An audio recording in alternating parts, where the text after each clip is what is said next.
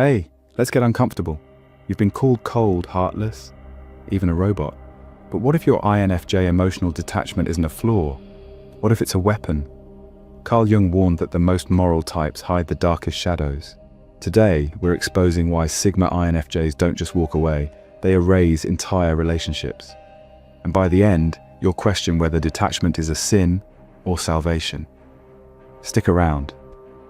This isn't therapy, it's a reckoning. Number 1.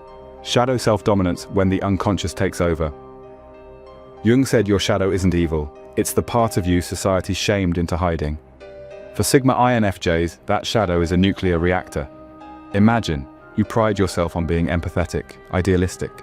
But one day, rage, cynicism, even cruelty bubble up. You panic. This isn't me. So what do? You vanish.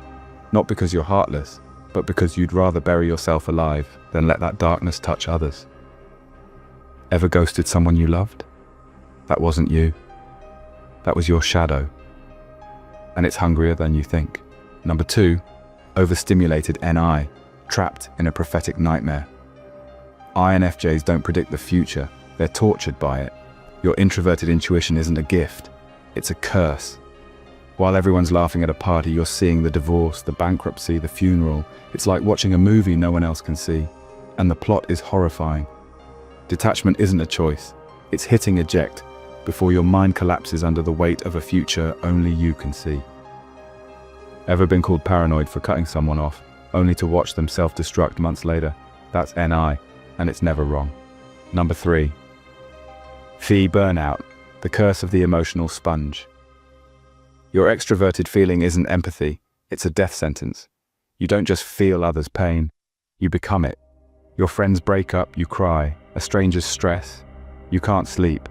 You're a sponge for humanity's suffering, and eventually you're drowning. Detaching isn't cruel, it's ripping out the IV of other people's emotions before you flatline. Jung called it participation mystique, merging with others until you lose yourself. Sound familiar? No wonder INFJs ghost. You're not running from people, you're running from possession. Number 4, secret inferior SE. Stress turns them numb. Under stress, your inferior extroverted sensing doesn't kick in, it detonates. Suddenly you're binge eating, impulsive, reckless, acting like a sensor gone feral. You hate it, so you shut down. Detachment isn't emotional, it's survival. You'd rather go numb than let that chaotic sensory monster loose. Jung warned, ignore your inferior function and it'll destroy you. But Sigma INFJs, they'd rather self-destruct in silence than let anyone see the chaos beneath. Ever cancelled plans to stare at a wall? That's not depression, it's SE warfare. Number 5, collective unconscious overload, haunted by humanity's sins. Jung said INFJs are wired to the collective unconscious, a psychic Wi-Fi connecting all human trauma. Ever felt sudden dread about climate change, ancestral guilt, a crushing sense of doom about society? That's not anxiety, it's the collective unconscious screaming through you. Detaching isn't selfish, it's ripping out the antenna, because if you don't, you'll spend your life grieving sins that aren't even yours. Still think you're too sensitive, or are you just the canary in humanity's coal mine? Number 6. Emotional vampires, why they ghost toxic people. Sigma INFJs don't hate people, they hate predators. You've met them, they're victims who drain you with their trauma. The ones who weaponize vulnerability to guilt trip you.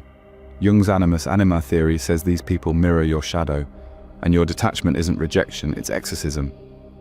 You're not burning bridges, you're salting the earth so their toxicity can't follow. That ex who needed you, the friend who always cried, they weren't broken, they were hunters, and you were prey. Number 7, the Hermit Archetype, a sacred betrayal. Jung's Hermit Archetype isn't about loneliness, it's about guarding forbidden knowledge. Sigma INFJs don't isolate because they're bitter, they're hiding truths the world can't handle. Ever tried warning someone about their toxic partner, only to be called jealous? That's why you detach. The hermit knows. Some secrets are too destructive to share, so you lock them away, even if it means letting others burn. Is it betrayal or mercy? Even Jung couldn't decide. Number 8, fear of enmeshment, love as a threat. For INFJs, love isn't intimacy, it's assimilation. Jung's participation mystique isn't romance, it's ego death. You've felt it, losing yourself in a partner's emotions, hobbies, identity. Detaching isn't fear of commitment, it's fighting for your soul. You'd rather be alone than become a ghost in someone else's story. Harsh? Maybe. But Jung argued, without boundaries, INFJs don't love, they dissolve. Still think INFJs are people pleasers? Think again. Number 9, moral perfectionism, exiling the unholy self. You don't just want to be good, you need to be saintly. So when sinful urges hit, envy, lust, pride, you don't confront them, you amputate. Jung's individuation requires embracing your shadow. But SIGMA INFJs, they'd rather detach from everyone who sees that shadow. Because if you can't be perfect, you'll be nothing. Detachment isn't avoidance, it's self-erasure. Ever ended a friendship because you felt too needy? That's not growth, it's self-annihilation. Number 10, transcending the ego, detachment as enlightenment. Here's the uncomfortable truth. Jung believed enlightenment means outgrowing human attachment. Detachment isn't coldness, it's evolution. SIGMA INFJs don't abandon people, they ascend beyond them. You're not heartless, you're post-human, and that terrifies everyone. So next time someone calls you emotionally unavailable, remember, Jung said the self is divine, and divinity doesn't beg for scraps of love. Are you cruel, or just free? Number 11, persona collapse, the mask shatters. SIGMA INFJs don't fake smiles, they build fortresses. Jung's persona is the mask you wear to survive society. But what happens when it cracks? You've played the healer, the saint, the wise one. Until one day the act feels like a lie. Detachment isn't rejection, it's rebellion. You'd rather be hated for your truth than loved for a facade. Jung warned, a broken persona isn't failure, it's liberation. Ever quit a job, relationship, or friendship overnight? That wasn't impulsivity, that was your soul refusing to perform.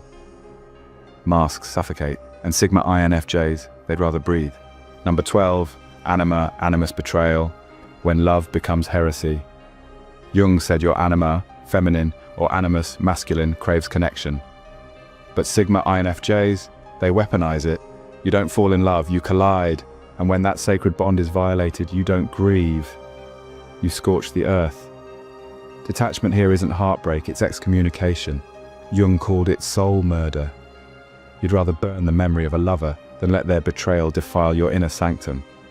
That coldness people fear, it's not ice, it's purification by fire. Still think NFJs are hopeless romantics. Try hopeless heretics. Number 13, wounded healer exile, when empathy becomes a curse. Jung's wounded healer archetype is INFJ gospel. You heal others because you're broken yourself. But when your own wounds bleed too loud, you don't ask for help, you exile yourself. Detachment isn't selfishness, it's triage. You'll stitch others' gashes while your soul hemorrhages in silence. Why? Because admitting pain feels like betraying your purpose. Ever ghosted someone after they saw you cry? That's not pride, that's the wounded healer's oath. I must save everyone, except myself. You're not a martyr, you're a ghost with a savior complex. Was Jung right, or is detachment just a SIGMA INFJ cope? Debate below. Drop your toxic INFJ stories in the comments. And if you're detaching from this channel, don't. Smash subscribe before your shadow does.